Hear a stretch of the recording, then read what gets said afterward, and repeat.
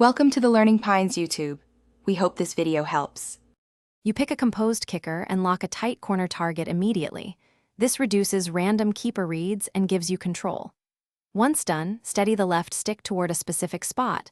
Don't just point vaguely. Then press shoot with about 1.8 to 2 bars of power. That range balances speed with accuracy. You do this because placement often beats raw power. Keep it precise, predictable for yourself, and harder for the keeper to react to. You approach with a straight run-up to limit telegraphing. That makes your intention harder to read. As you stride, watch the keeper's first twitch. If they commit early, you can still place to the opposite corner. Once in the last half second, commit the left stick precisely. Small adjustments now change the trajectory.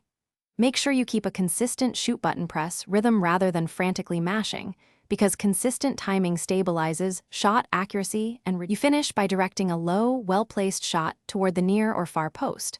Low shots are harder to reach and easier to place. If the keeper dives early, change the left stick to the opposite corner in the final half second while keeping your power steady. This bait-hand switch works because the keeper's momentum hurts recovery. If things go wrong repeatedly, practice in penalty shootout mode to isolate timing and placement until your muscle memory locks it in. Thanks for watching. Consider subscribing if we helped you.